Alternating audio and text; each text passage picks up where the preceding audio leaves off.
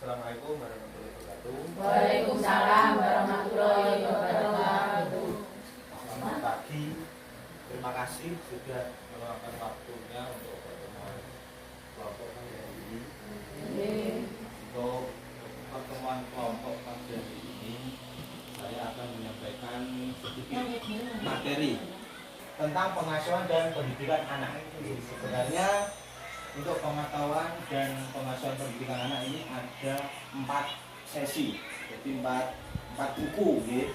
4 buku. Langkah itu apa saja? Yang pertama itu sesi pertama kita harus bisa menjadi orang tua yang lebih baik. Terus yang kedua, orang tua juga harus bisa memahami perkembangan dan perilaku anak. Terus yang ketiga, sebagai orang tua kita harus memahami cara anak usia dini belajar. Yang keempat, nah ini yang terpenting, membantu anak sukses di sekolah. Itu adalah 4 buku yang berkaitan dengan pengasuhan dan pendidikan anak. Yang pertama saya sampaikan buku hari ini itu langkah 1 pembukaan sudah saya sampaikan tadi, kaitannya 4 buku tadi. Terus yang kedua ini poin A, 1 poin A di sini ada itu sikap dan perilaku orang tua. Nah, di sini yang pertama tips menjadi orang tua hebat. Yang pertama, kelihatan apa bukan?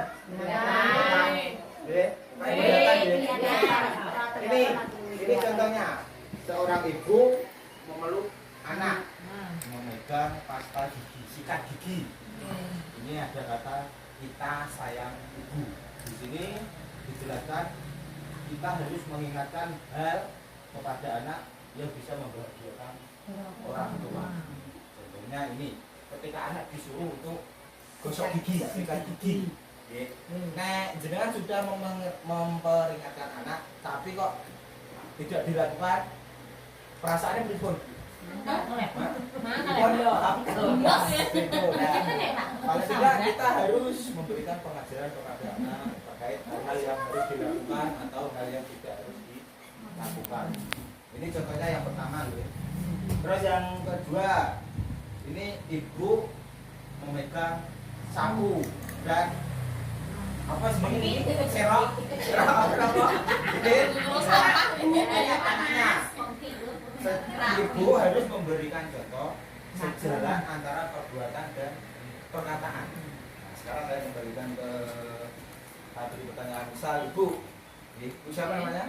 Suriti. Nah, kalau menyuruh anak menyapu, sebaiknya itu gimana caranya? Jangan ketawa. Contoh aja bu di rumah, maksudnya menyuruh anak. Gitu. Bahasa Jawa nggak apa-apa bu, memang kita orang Jawa.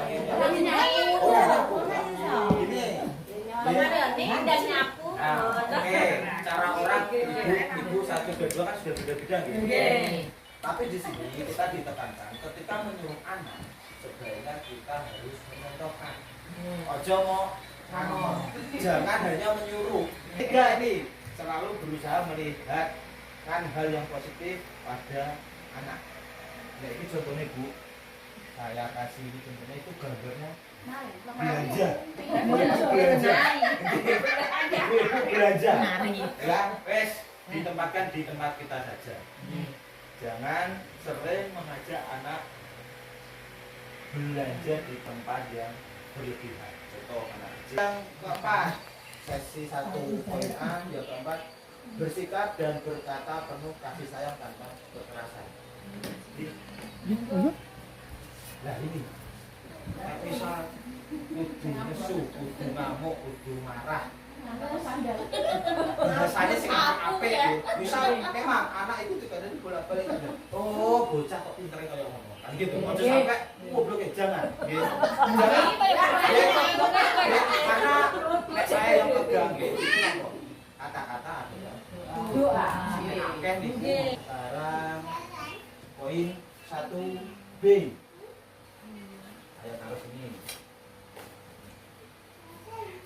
Tip menjadi orang tua hebat. Nah, ini gambarnya sama ya seperti sampaikan saya tadi. Saya apa? Nyapu, tapi ini untuk mencuci baju. Nah, ini namanya ayah dan ibu saling bekerja sama dalam mengasuh anak.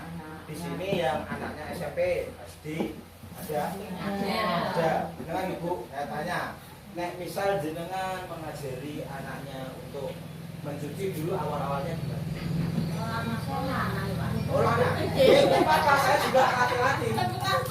SD, gini aja, nanti andai, misalnya SMP jenengan secara ngomong mau mengarahkan anaknya untuk mau mencuci itu gimana? Kita harus punya acara.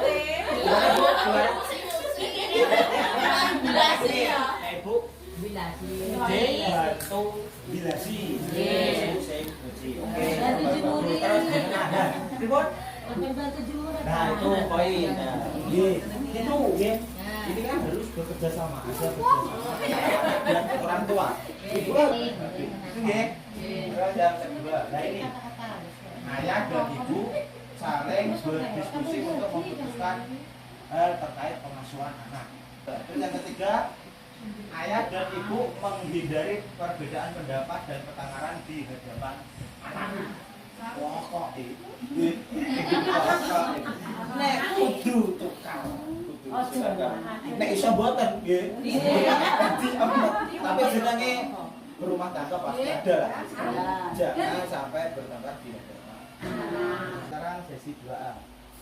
Cara meningkatkan perilaku baik pada anak. Nah ini memberi penghargaan terhadap perilaku baik anak. Dan yang berikutnya ini dampak negatif kekerasan pada anak. Di sini dampak fisik. Mesti dampak fisik mesti gosok, rempul. Jadi ada macam ya. Gosok mesti nih. Nah itu waktu sampai marah anak jiwit. Terus dampak non fisik. Nah ini yang kita tidak tahu. Dampak non fisik. Ketika kita memberikan contoh di depan anak langsung seperti yang tadi saya sampaikan pertengkaran. Kalau tidak nanti anak akan menjadi pemarah. Terus tadi agresif. Apalagi pas tukaran yang ngomah berantem di rumah, anak pas belajar sulit konsentrasi belajar dan anak tidak bisa percaya diri. Sesi selanjutnya, cara mengurangi perilaku buruk anak usia di bawah 2 tahun. Contohnya apa mungkin mbak anak di bawah 2 tahun yang kira-kira anak lebih aman itu nopo antara dua. Cara membuat lingkungan yang aman.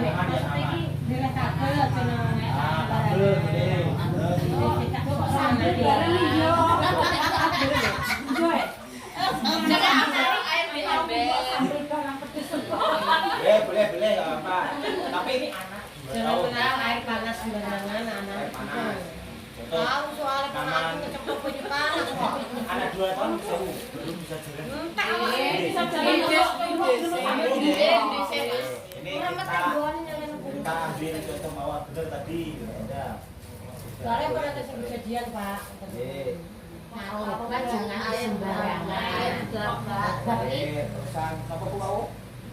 Bilang atau apa? Air panas, oke. Kadang kan anak 2 tahun masih bidis.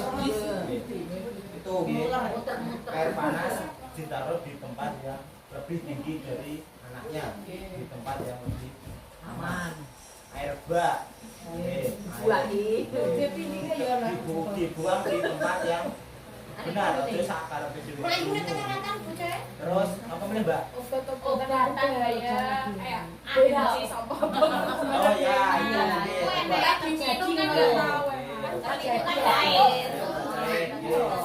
terus contoh minuman bapaknya kadang pun memang bawa rajos ujung minum kan repot. Oke, terima kasih jawabannya.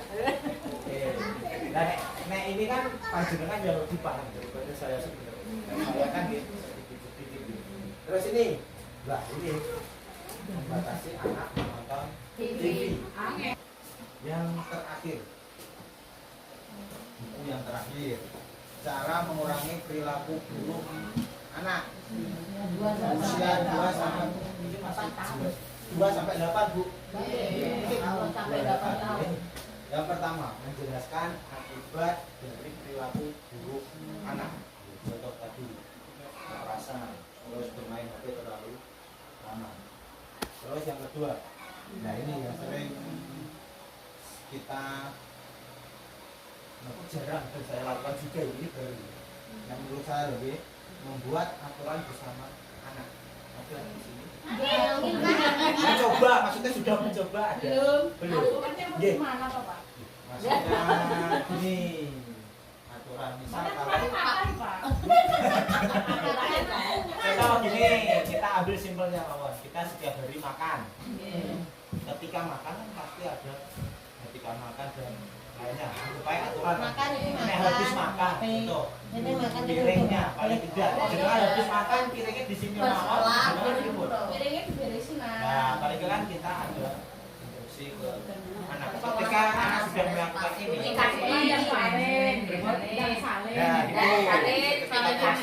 itu paling tidak itu dia harus membuat. Jadi aturannya lebar makan, habis makan, piringnya ditaruh di tempat asas.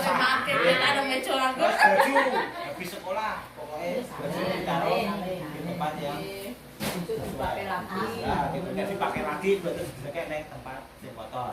Itu ya. Terus memberikan waktu untuk menenangkan diri dan berpikir untuk usia 2 sampai 8. Berarti di sini sasarannya TK sampai SD kelas 2. Contohnya apa Bu? Untuk menenangkan pikiran anak. Apa? Iki saja. Nah, niki Bu. Paling tidak kita akan menekankan tubuh.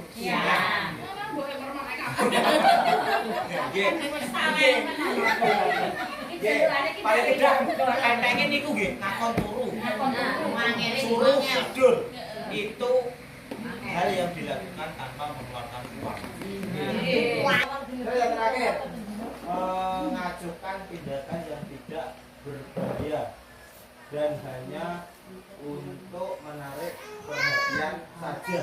Itu yang terakhir, cara mengurangi perilaku buruk anak memasuki usia remaja. Nah ini berarti SD menginjak SMP, remaja seperti itu. Berarti usia sekolah ya, usia prasekolah. Menjelaskan akibat dari perilaku buruk anak. Nah, sekolah bikin sen rajin.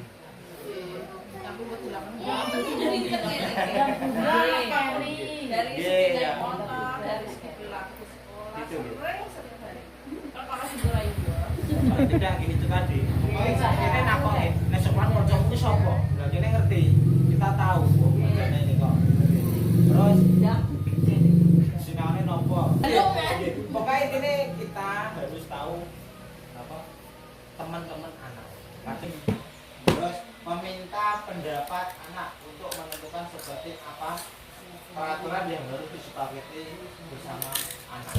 Berarti yang terakhir ini seperti tadi yang disampaikan.